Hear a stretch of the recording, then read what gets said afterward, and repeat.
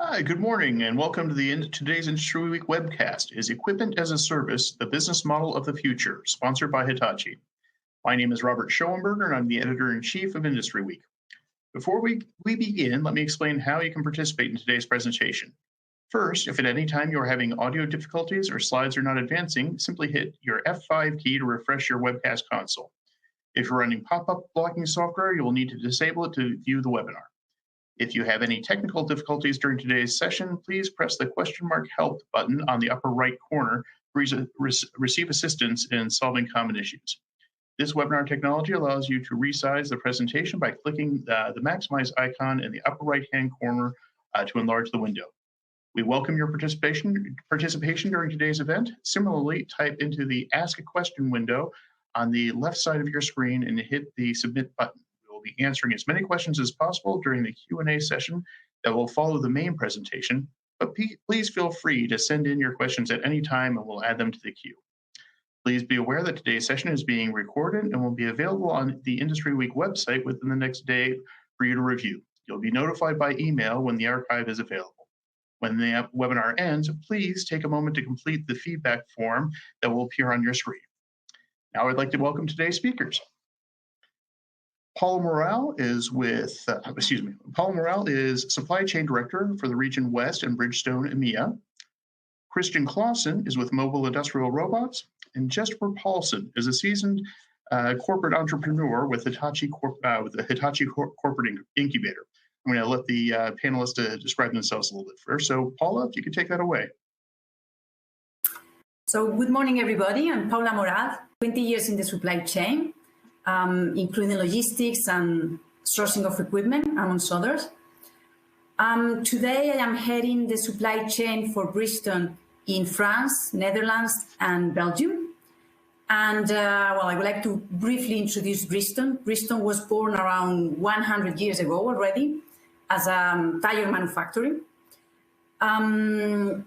Today, it employs more than 130,000 employees globally around the world. And it has more than 140 manufacturing plants, out of which 76 are dedicated to tires. And our motto, which is Solutions for a Journey, expresses our solution, let's say a full solution approach versus only product focused. Thank you very much. And Christian?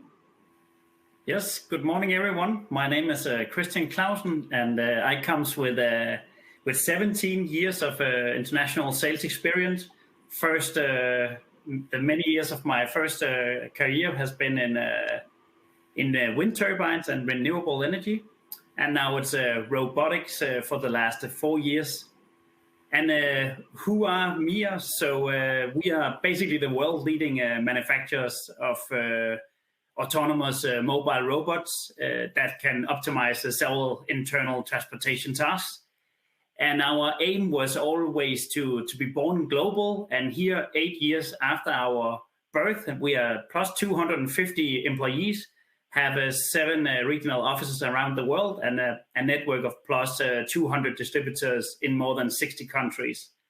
That adds up to roughly plus 6,000 units sold globally to many of our key segments that are the really large multinational companies in the manufacturing industry, such as automotive, electronic, logistics, and healthcare. And I will say we are probably the provider of the largest ecosystem for these autonomous mobile robots in the world. Great, thank you very much. And Jesper, if you could tell us about yourself and Hitachi. Morning, everybody. So yeah, my name is Jesper Paulsen. I work as what we call global incubation lead. So you probably know Hitachi. Hitachi is a global tech company where we are doing a lot of different types of equipment, from nuclear power plants to trains, electrical infrastructure, and so on, which is kind of half of our business, and the other half of the business is IT and technologies in that sense. I work in a unit in Hitachi called Global Social Innovations Business, which is a corporate incubator. It's an incubator where we are working with partners out there, with customers, building ecosystems, trying to go out and explore new business models, trying to find new ways of doing business, either with our own technology, but also very much with the technologies that are out there. And for the past 6 months or so, I have spent a lot of time working in initiative focusing on equipment as a service, and of course the topic of today. So I've been enjoying and looking very much forward to the conversation we're going to have today. So great to see all of you here. Great, thank you very much. Well, let's get right started with the equipment as a service business model. Most people are aware of software as a service, but now we're seeing the trend in manufacturing with robots and automation, equipment as a service. Can you tell us what is happening out there, and if this is going to be the business model of the future? And Jesper, if we could start with you on that. So let's take just a step back and just agree on what we mean by equipment as a service today. I think there's many definitions out there and many opinions of what it really is. But today, when we're talking about equipment as a service, and in principle, it doesn't really have to be only equipment. It could be a process, a solution, or something. But here we are focusing on industrial equipment or solutions that are provided and paid for as a service instead of as a product, and where the ownership of that equipment and solution stays with the OEM. So it means that you do not make a transactional purchase of the equipment, you pay for usage. It could be subscription, it could be pay per use and stuff like that. But that's kind of the definition. But you're right in the sense that if you go to the next slide, that this is that we see there is a huge interest in this. So this is just from one study that you can find out there, is that it's projected to grow really, really rapidly. So a year-to-year growth of 54%, that's astonishing. And you can see 132 billion in global revenue in 2025. So not far out there, right? So we're seeing that the market is exploding, and this is actually why we have our interest in this. So we've been talking about this for quite a lot of time. We have been reading up all these studies. We have been hearing on a few use cases out there, customer success stories. But to be honest, I don't really see that we have seen that much happening yet, at least out there. So this is actually why we have spent a lot of time actually going out, asking, talking to a lot of companies out there to really understand. So what's going on? What's up and down in this? And is this really a business model for the future? Which is also why we asked the question of that today. Thank you. Well, Christian, as an OEM, what's your perspective on the growth of equipment as a service? Yeah, but I can add to what Jesper just said, that also in MIA terms, since we ever introduced our financial models, so the more traditional leasing ways, it was kind of always a question raised, robot as a service. So it was the new buzzword. And, because people have heard about it, it's not that actually wide out in the market yet, but definitely it's something that people, they start to think of. And especially now we are working with robots that are automating different cycles in a production setup, logistics center or whatsoever.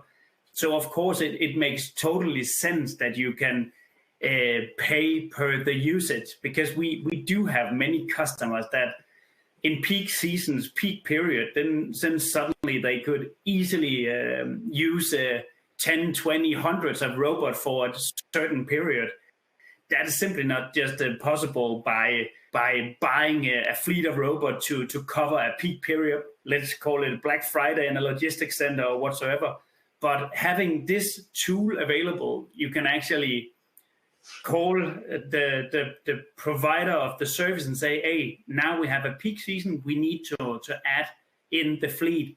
And again, with less risk, because they can actually lean back and let the provider of the product come in and take over.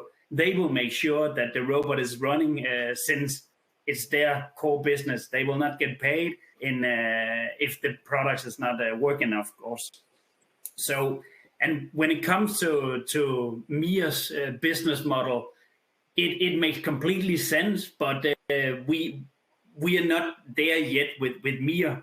But of course, with the right partner, and in this case, it could be Hitachi, that is our kind of like a partner that is bridging our technology into the customers with this new as a service product, then it's definitely worth digging into in the future.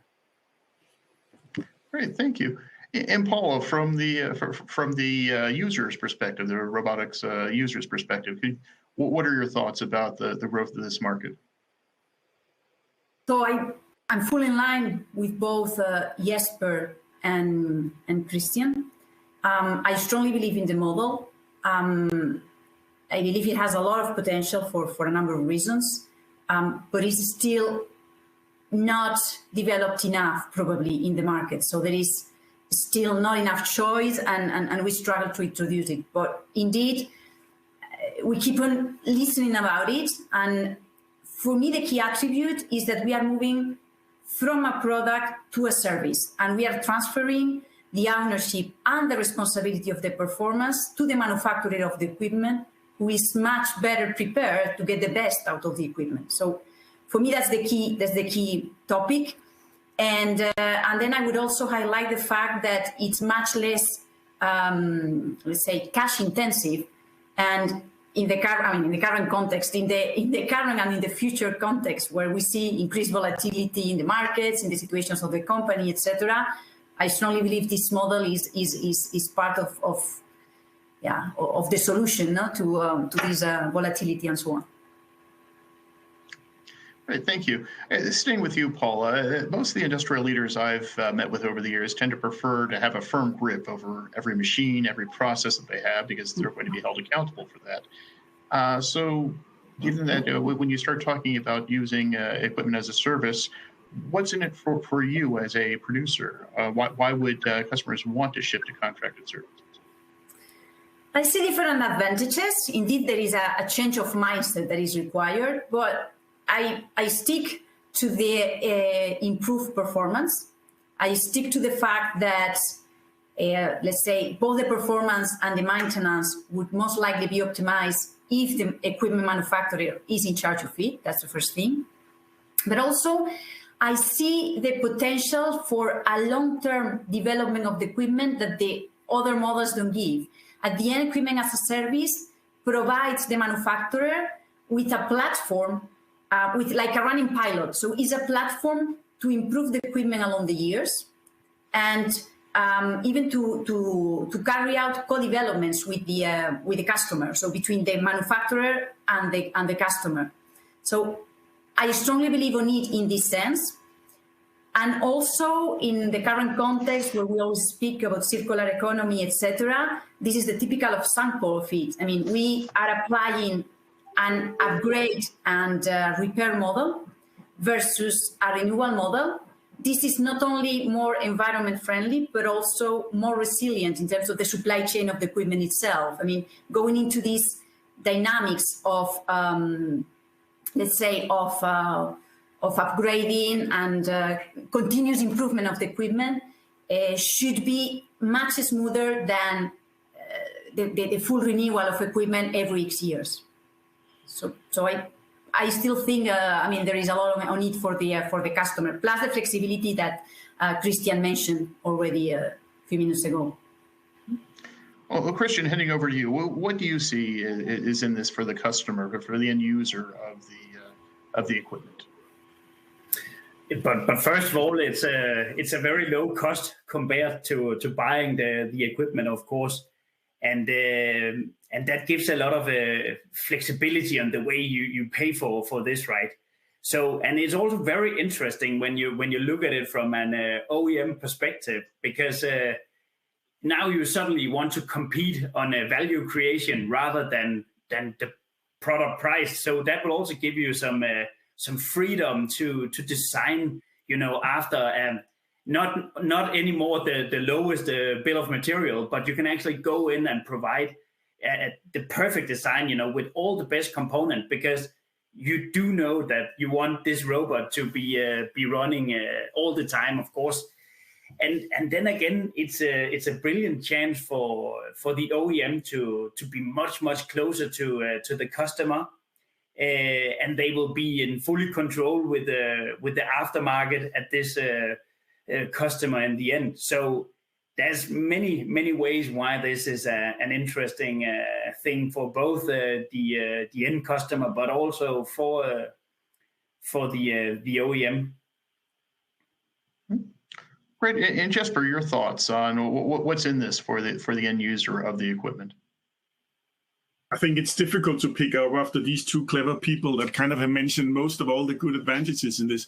But I think I want to touch on a few things. So first of all, I think actually both Paula and Christian said it, but this is about value creation. I think that's one of the really key thing in this kind of model. Starting to think about how can you as in this case, it will not be an OEM, it will be a service provider. How would you actually work together with your customer, the consumer of your service, and actually help to create the most value? So suddenly you start getting first of all, you need to think differently. You need to really be innovative in the way that you go and approach and use your key competences as the one producing this service, the OEM, on how you actually can create the most value at your customer, because that way, that's how you actually increase your revenue, by going out there and being even better at doing that. And I think in an idealistic world, and we've already talked about that, we're not there yet, but in that sense, that becomes really a great collaboration where you will go in there and utilize each other's strength to actually go out there and maximize it to the best. As Paul has said, well, the one that have produced the equipment are the one that knows it best. They come with core competences of whatever it is that this equipment is. If it's in Christian case, they know everything there is to know about autonomous mobile robots. So who would be better to go and actually service and maintain these, but also who actually knows what are the capabilities, what can they truly deliver to the end customer. So if you go to if we take Christian's example, go to a customer that are just starting out with mobile robots. How are they going to get started on that? How are they going to know what value this is really going to give them? How are you doing that? And we're doing that today by doing ROI calculations and all of this stuff. But what if it actually was a true partnership where you came in with a service and said, you know what, we're going to deliver this to you and you can do something. I think that's a very strong element of this model. And then I think to Paula's point again about circular economy, I'm not sure people really realizes that if you actually have a model like this is, in my mind, one of the only, or at least one of the very best ways of really implementing circular economy. And the number, all the virgin material, all the CO2 that I emitted every day, if it isn't energy and transport, a lot of it actually goes into producing stuff. So if we actually are able to go in and reuse, refurbish, remanufacture all the equipment and design our equipment for long lifetime, for maintainability and all of this, I actually think that we are taking a big step in the right direction. So I think that's also a very key thing in this. Paul and Christian, you both mentioned the lower startup prices or the lower startup cost with equipment as a service. How does that differ from, say, the traditional leasing model that is the way people have tried to take some cost out? Paul, if we could start with you on that. Yes, absolutely. Well, I mean, in the leasing model, at the end of the day, in a certain way, is a rental. So the performance of the equipment is not factored in the equation. There might be some service level agreements, of course, with a minimum performance and so on, but it's not so much related to both the performance and the use. In a pay-per-use model, in an equipment as a service, it's the performance that is the responsible entity is the manufacturer, but also if we don't need to use it because we don't have the volumes, I mean, we customers, let's say, if we don't need to use it, we will not have to pay for it. So this is the flexibility that I briefly mentioned. But for me, that's already a great change. So the benefit of the lease it's in the cash. Let's say in this, the two models are similar. There is a cash advantage because we don't have to do the investment. But the equipment as a service, for me, is a much more evolved solution that gives more control on the cost to the customer and less responsibility on the operation of the equipment. That's the way I see it. But maybe Christian has a different view. No, actually, I think very good points. And again, I can only highlight this the flexibility on the cost, because as Paula say, well, they only pay for whenever they use the machine or the equipment or one of our robots, for instance. So if they one day don't have a need or anything to do with the machines, they will just put them in a corner, so to say, and they will not pay for anything. In a leasing model, you will still have to keep up your monthly payments. You also have all the risk. If it's a leasing, when it's a service, you can still lean back and trust that your provider of the product is definitely the ones that will make sure that the product will run in 100% uptime all the time, or to what is agreed. And again, it gives also a different responsibility to the OEM, since they really need to have been digging deep in the design review of the whole system, that it's very well thought through, So there will be no surprises. Just jumping a little further back to what Jesper said, it is the OEM that knows their product best. So that is just win-win for all of the circle, from OEM to end customer. This is the way I see it. Good. Jesper, any thoughts on the difference between service and leasing? I think it's been summarized quite well, but I think it's actually a bit back to, for me, this is about value creation.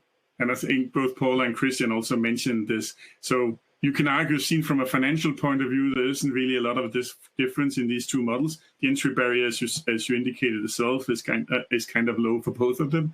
But it's this about you transfer some of the responsibility to the OEM that can actually come in and provide the very best output with you as the end customer. And I think that's a key differentiator in this. Great. So let's move on to the next one here. I've talked to a lot of manufacturers. They all say they want something. There's 6 words they say they want to hear, but they really don't. And that's, let me do that for you. Do you see some resistance to people trying out these service models? And what advice can you provide to people who might be a little concerned about handing over control over such a core principle to a service provider? And Jesper, if we could start with you. Well, I think you're very right in saying that, and we have heard that quite a lot. So as part of this this interest that I was talking about, that we started some time ago to really go and explore the market, we went out and interviewed more than 200 different companies, equally OEMs and end customers, to really understand their stand on the whole equipment as a service model and their advantages, concerns, and all of this. And you're right, one of the things we often heard was exactly this about the risk of losing control. So it is spot on. But if we start with the OEM, so what we really heard here, and this is what we're showing on this slide, is kind of the key topics there. So first of all, a lot of the OEMs that we actually met out there, they actually said, well, we believe it. We believe that this is actually a model for the future. But how do you get started? And I think we actually just 20 minutes into this, we actually already have talked a lot into a lot of the issues. This is about transferring risk. This is about flexibility. This is about managing that. That's daunting. How do you actually manage that? That is, of course, a big hurdle to come over to actually do that. So then secondly, so if we actually are to do that, it means that you need to operate differently. You probably need to change the way that you are operating in your company. You will be a service company instead of a product company, maybe needing different kind of capabilities and competences and how you do that. So and then again, the whole financing stuff in it. So today you may sell your equipment as a transactional sale. You get a number in every time you sell something that covers the cost of producing the equipment plus an additional profit. But as a service, it's a recurring amount coming in. So at least initially, until you get some kind of critical mass, you for sure need some kind of way of mitigating that financing issue. So you need a way to do that, and how do you do that? And then one funny thing was that when we talked to them saying, well, you believe it's the future, but when are you going to do that? Do something about it? Well, most of them actually said, well, the customers are not ready yet. So as soon as we start hearing our customers saying it, we will be there. But one of the first things we said when we talked to the customer is, well, said they would love to go out and try it at least. It's an interesting model. I can share the risk, as we just talked about some of the advantages. But they actually felt that there were very, very few OEMs out there that actually came with mature offers that they actually could trust. Because we need to remember that this is industrial equipment. So this is a piece of equipment that is in a factory or in a warehouse that will do critical operations. So obviously they need to get an offer. It can't just be some kind of experiment running in a corner somewhere. It needs to be trusted companies that come out and actually offer you something that you actually believe in, that can help you and actually explore that kind of model. And then again, you can also say, if I can just add, Jesper, you can also say, I think it will only be the more mature manufacturers that will go in and be able to support such as a service model, because no one with a technology or a product that is not living up to all the standard or all the best performance will never dare to go in. So you can say the security is that the essence of the providers will be very, very mature and trustful companies from the beginning, right?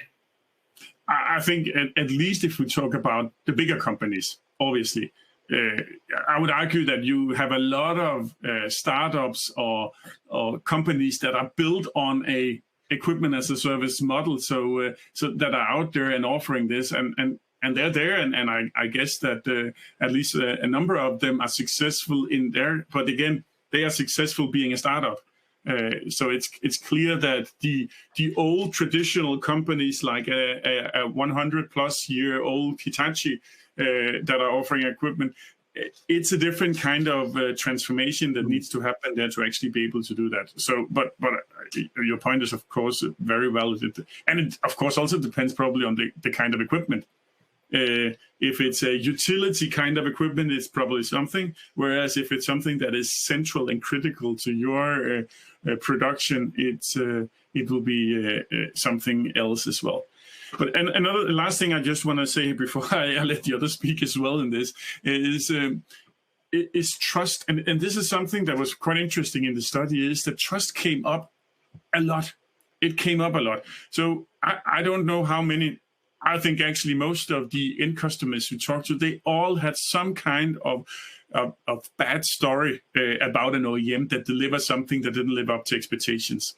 It was very top of mind for them when they were talking about and the interactions, and for them, offering something as a service or consuming something as a service from an OEM was also questioning about, do I really trust my OEM being able to do this? So it's clear that for this actually to be really successful, there needs to be a trust in this. And that can, of course, be back to Christian's comment, but it can also be about actually making an effort in making sure that you actually can do that. So maybe that's also one of the reasons why we don't see that adopted yet all over the place, because actually there is a build-up of trust needed before we actually are there. And now I'll shut up and let you listen. Well, Christian, you already brought this up, and I'm seeing some questions in the Q&A pop up as well about the size of the business that needs to do this. But what are your thoughts on some of the resistance, some of the market concerns that people have when it comes to adopting these sorts of business models? But as one of the things that I would like to point at in this regard is probably the whole thing about IT security, for instance, because you will know that all kind of equipment, it need to be connected to the internet. You need to be able to access this equipment so you can pull out the data, so you can see all the usage that has been on this product, and that is a major challenge, I will say. We see that all the time because our robots is of course an autonomous thing that can drive around in a factory, and what if it can be hacked as well? Now we of course are fully prepared for these kind of things, but it's clear that is in the mind of our customers many times, and IT departments, they just have a lot of power in all companies, right? So that is definitely a thing we need to overcome. And then what I will say to this, where do we start? I will always tell our customers that start small. Start with maybe some of the lesser strategic work, instead of go all in and risk everything in one battle. I think that's definitely a way to start, and then simply scale up from there. And you can say this about trust. So if there is a mistrust on an OEM providing a product, then you can say their interest in having their product working 100%, maybe 110%, rather than when they have sold the product and it can be driving 80%. In this case, in this difference, they will not get their payment if they are not able to make their product run. So I will say trust that the product will run is higher when it is a service. Great. And Paula, from your point of view, as you've discussed this as the end producer here, what are your views on some of the challenges or some of the concerns that people have with using these service markets, service options? I fully subscribe the 2 points that have already come across: trust and cybersecurity. This is for sure. But I think there is even a step before, which is the way we express our needs. Today, we are used to say what is the product that we want. And this can be, to make a very simple similarity with mobility. Today, or until today, we were used to say, we want a car, we wanted this color, we wanted this big, and maybe even this brand. In the future, all the mobility solutions are more about, I want something that takes me from this point to this point in the shortest time, in a certain comfort and things like this. So if we apply this to equipment as a service, we need to change from this, I need this machine, to a different mindset that tells what do I need the solution to do. And it's about moving or handling this product from the end of the line to the docking, to the loading docks, for example, or it's about a battery that, stores this energy. We need to express our needs in a completely different way. And this is, for me, the first enabler. And then, of course, we need to find the right counterpart, the right partner. And this is a lot about trust in the solution, trust in a long-term relationship, and then cybersecurity, because we are giving access to a lot of data, and we can even give, in a certain way, remote control for the equipment. So indeed, I think I would highlight these 3 pillars: specifications, how to express our needs, and then cybersecurity and then trust. And I think if I just may, an element to add as well, which we probably haven't touched too much, is also the business case itself. So is it actually profitable? Because you can say, you can find examples out there that if you go in and move the responsibility or the risk from an end customer to the OEM, well, you transfer risk, right? And the OEM are not going to take that onto them without some kind of way of mitigating that. And one way of doing that is, of course, to increase the price of that. So to Christian's example about flexibility of robot for Black Friday, if everybody needs hundreds and hundreds of robots just for Black Friday, what do you do with the rest of the robot for the rest of the year? So clearly getting the business case here is not trivial. It is for sure not trivial. I think we've talked a lot about all the advantages, but I think there is, of course, on both sides of this coin, some concerns about this business model. So from an OEM, can they remain profitable? Can they really tap into this continuous aftermarket recurring revenue as they continue being very successful, delivering value to the customer. And for the customer's point of view, am I actually paying a high premium for having this service, taking the risk away from me, and is it actually worth it? And that's actually what we hear when we go out and talk to the market, is a bit about how do we really evaluate this? Because it's clear that, yes, we're transferring some risk, but is it then really worth it for me? Is it truly creating value? So I see that this is a clear concern, but also one of the key challenges that we need to overcome for this to be successful is to really show a way on making sure to illustrate the value that this service is creating for all parties in this. So I think that's an important one as well. Moving on here, let's say you've made your presentations. I'm convinced this is the way I want my manufacturing operations to go in the future. What's next? What's the first step? How do how does a manufacturer move from leasing or buying all their equipment to contracting with service providers? Jesper, let's stay on you for that one for right now. Yeah. So what we're showing here is the model that we're using when we're going out and looking at how do we actually make this model work for a given OEM out there.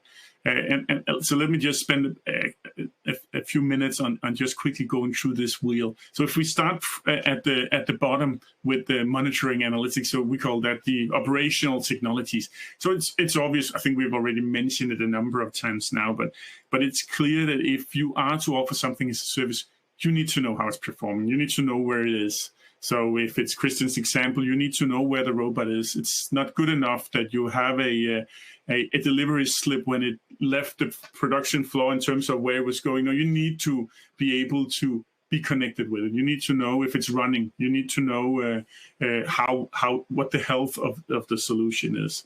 And of course, you need that to make sure that it's constantly up and running and delivering the value that you are promising to do. But you also, of course, also need it if you have usage-based pricing and that kind of things. So you actually can go in and do the usage-based billing, invoicing on a recurring interval.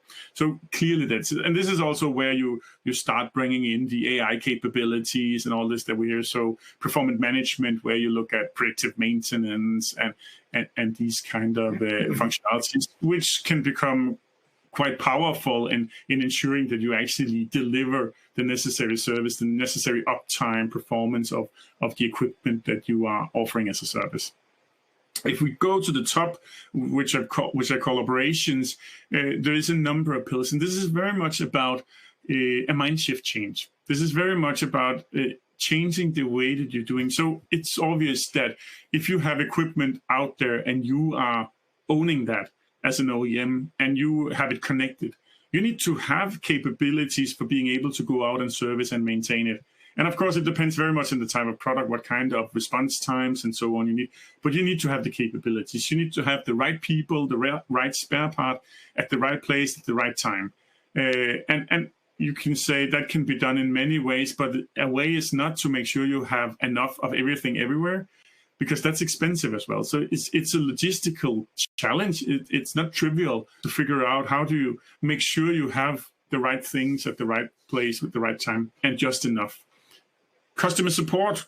We hear a lot of OEMs out there that has a very reactive customer support function. So there is an email address, there is an email function that if something's wrong, you contact them. And there's people there sitting, friendly people, ready to help and all this stuff. But they only hear it when there's something really wrong. If you are offering a service, you need to swift it. You need to be proactive. You need to be there monitoring your solutions out there and reacting.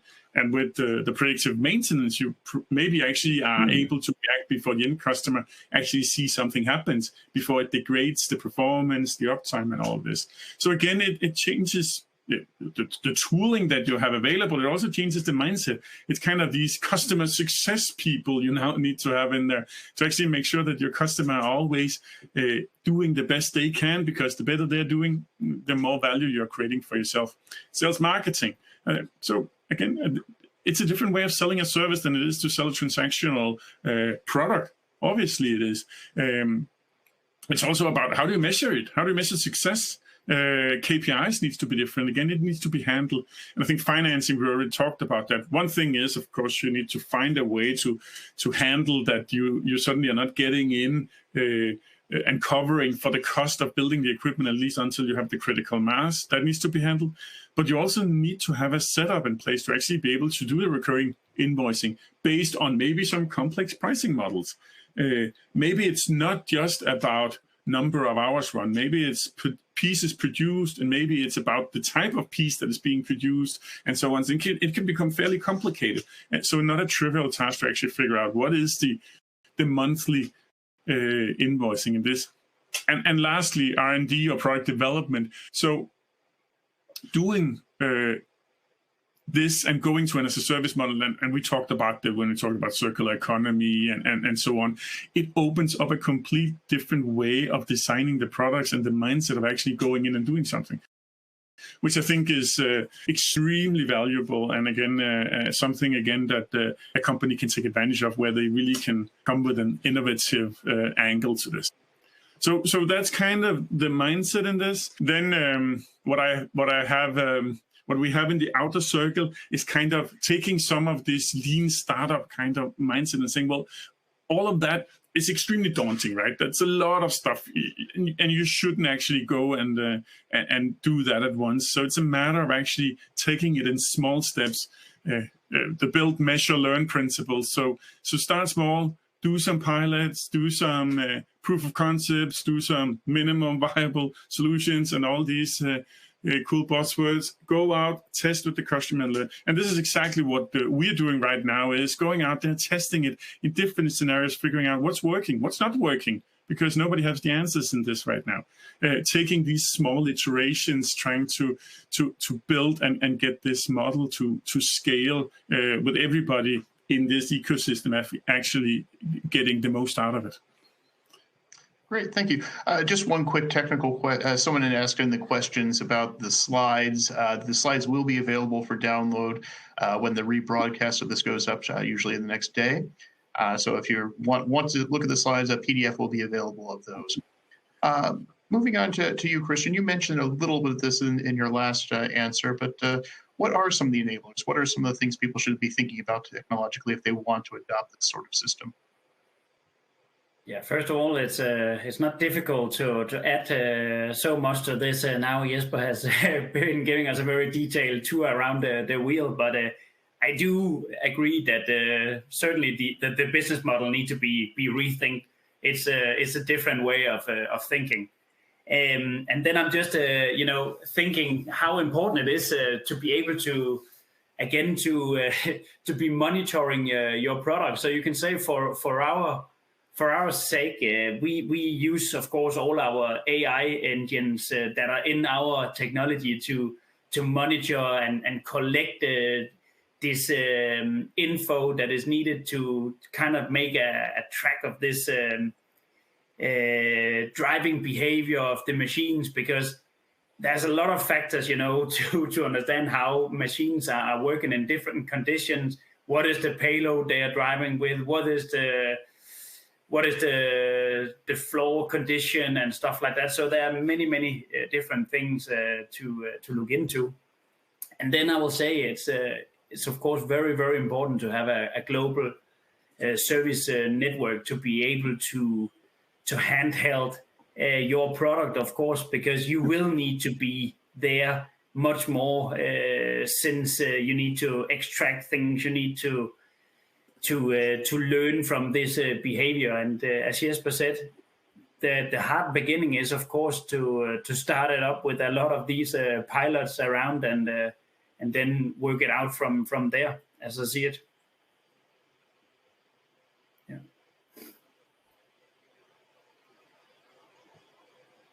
Oh, you are muted. Sorry about that. Yes, I was muted. Thank you. Moving on to you, Paula. Just what are some of your thoughts about the building blocks people need, the first steps they need to consider before adopting a service model? For me, the first thing is, what is this model applicable to? And I believe in equipment as a service rather for not very customized equipment. Why?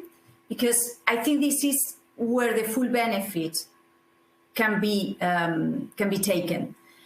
If we go for non-very customized equipment, I could see the thousands of robots, Christian's thousands of robots from the Black Friday, be moved afterwards somewhere else.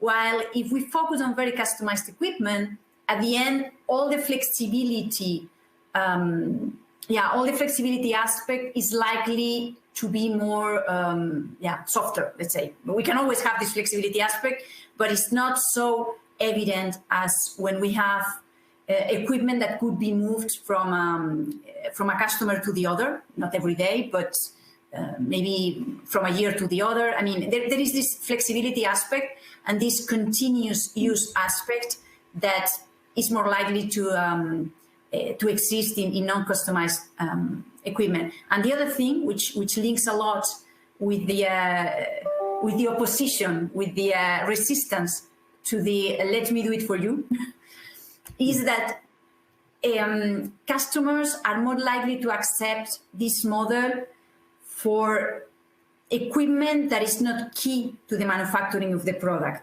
What I mean, if we have this, if we have equipment as a service for equipment that is very relevant, even strategic to the operations, efficiencies are important, I think there will be much less resistance than if we try to apply the model to some equipment that is strategic to the quality of the project, of the product, and therefore we don't want to share it with other potential customers. This is exactly the type of equipment that a customer would like to own. I mean, I want to own whatever is really adapted to my, to my product, to my characteristics, etc. But honestly, if I can have very good performance robots or very good performance, batteries, solar panels, compressors, etc., I think this is where the model can be extremely successful.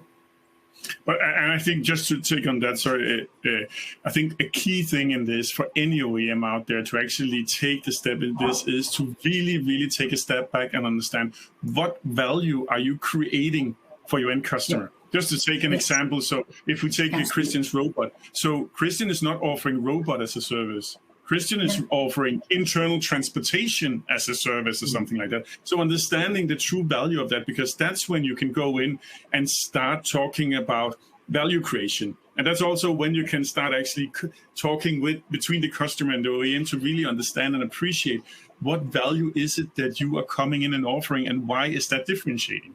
Because I fully agree with you on that, Paula, that of course it's somewhat easier to imagine it being utility kind of equipment that really critical infrastructure. But on the other hand, if you actually bring in a technology that you as an end user do not have competences in, do you want to build it up or do you actually want to partner up with someone that can come in and offer it to you as a service that come with a documented value of what it is that you really need of an output? That could make sense, but it's about trust. So I don't think we start there. We start with the utilities and prove that it is and bring some good customer stories. But then the rest surely will come down the road. I have no doubt about that. Thank you very much. We had intended to go into a brief sort of theoretical case study, but we're running short on time. We have a lot of questions to get to. I'm going to skip right to the Q&A here. Just a reminder to anyone out there listening, if you have a question, please type it into the question and answer tab. We will get to as many of these as we can today. We will also be getting all of these emailed to us, so you might get an email back from one of the presenters today sometime in the future if you have a question that we weren't able to get to. Let's start off with you, Jesper. There's a nice question here about liability. Where does the liability for the end product lie when the performance of the machine is on the OEM? Does customers still hold responsibility for testing and signing off on all their products, or will this vary by service contract? Yeah, I think the easy answer there would be it will vary for service contract. I think it comes a lot back to the type of equipment that you are working with in this regard, and I think it's an either or kind of questions, because I think ideally, yes, all liability will be with the end customer. They deliver a piece of value, but the world is never black and white, right? So if we take, let's take Christian's, sorry to pick on you again, Christian. If you take his robot, so they don't run by themselves, right? They need to integrate with a warehouse management system or an EP system and all of this stuff. So suddenly you start having all these touch points around. And obviously, you cannot have an external OEM coming in and just taking responsibility of the full chain here. So there are some interfaces that needs to be sorted out. And here, of course, the end customer needs to come in and sign off and be part of validating that. But as soon as the system is up and running and everybody are agreeing on that, clearly the idea is that the end customer is liable for that, except for the interfaces. It's obvious. How do you compensate for a mere robot not working because IT have decided to shut down the WMS system over the weekend? So the robot couldn't run. So it means that no revenue is coming in. These questions need to be addressed, but this is why it's important going in and analyzing the value that is being created, understanding the use cases, and then designing the models out of it. This is also why you don't see one model that just fits all. That was a long answer to one question, sorry. Oh, no, perfect.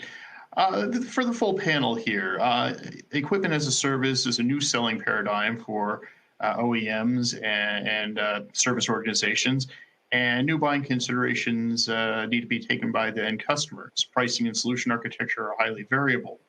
There must be some sort of return on investment or proof that the solution delivers the stated value. Can you discuss the keys to success in selling and scaling equipment as a service? And Paula, why don't we start with you on that? Yeah, I think so. That's the way I see it. I mean, for any equipment as a service project, there should be a business case indeed. And the business case should be based in different scenarios, because at the end of the day, one of the key features of this model is some kind of risk limitation of risk management. So the only way I see to estimate the value of a risk management is by doing different scenarios. That's for me one of the key things that needs to be stated at the beginning of the business case. And then based on the scenarios, based on the value creation in the different scenarios, we can assess whether the pricing really corresponds to what we expect. It also depends a lot on the particular situation of the customer, because some customers might not have any cash, let's say, constraint, and then they prefer to go for the investments, while in a different customer or a different situation, a different context, might drive different decisions. So again, it's case by case, and it relates to the type of equipment, to the business case, and the different scenarios that the customer and the supplier envisage for the future. That's the only way to assess, I see it. And Christian, your thoughts?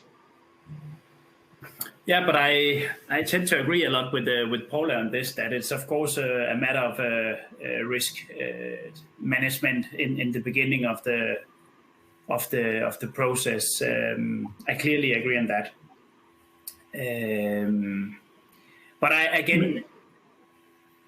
will say that it also matters a lot what kind of product that we're talking about, of course. If it's, again, these very strategic components in a production at a customer, or if it's something less that can be replaced, okay, it's a machine doing something, but if that machine is not operating, can you then change the procedure overnight to make things happen anyway? Yeah. A thing to add to that as well, I think, is I see this a lot about a bit back to the trust thing, but this is about data transparency, because I think it's extremely, for this to work, there is a need to really be able to, as a service provider, an OEM, to show that you actually, and the only way you can do that is actually by actually having access to data from the customers as well, to really understand. So being able to say, well, if I come with my service, how will that improve whatever is existing already, if of course you are going into an existing data transparency and a way of actually being able to share, so you really can go in together and actually model and validate that this actually makes sense. Because if you can't go in and show that a service really create the necessary value with the end customer, you are not providing a service that meets the value that the customer are asking for. So I think this about sharing data, I think it will become key in this. Great. Next question here. Let's start with Christian on this one. This is a fascinating question about the financing. Assuming that the service provider does not wish to self-finance the equipment or products, what challenges do you see when a third-party leasing company gets involved? For example, do you think you will see a minimum requirement for user obligations to provide the assurances that there's going to be revenue from this particular contract? Christian, your thoughts? Yes, that's a good question. So it is clear that once you go in with the more traditional leasing, one of the challenges can be that the decision process can take a very long time before it's settled, and then of course you have all the issues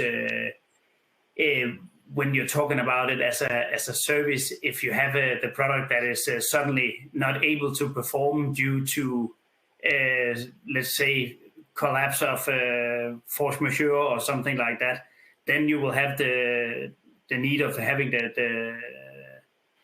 the insurance behind all of this. But I think Jesper, you are probably much better in this than I. I would at least like to add a point, because I think one key thing in this. So when you go and involve financing company, which you would, I think not many companies out there are willing to just take on that investment without having some kind of investment from externals coming in and actually supporting that. But a lot of it is back to history and actually how your equipment have performed over time, right? Because for a financial company, it's about mitigating risk and making sure that you actually are looking into a case that will be profitable in the end as well. And the best way of doing that is by being able to show data.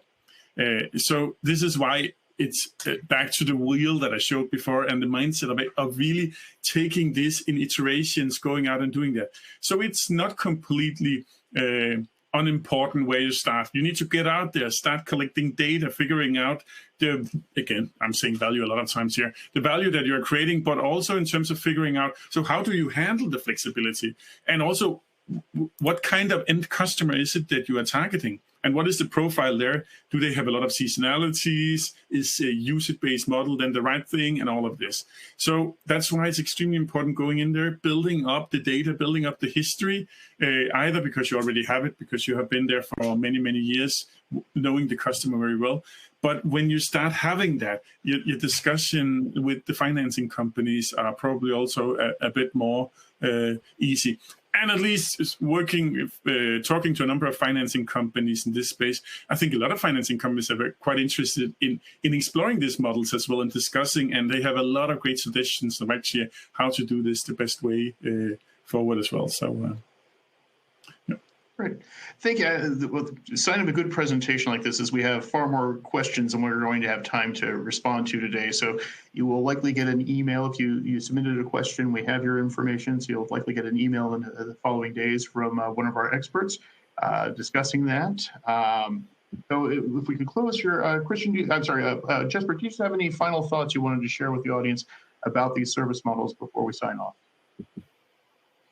No, I think I want to thank everybody for joining. I think this is an extremely interesting business model within the industrial equipment space.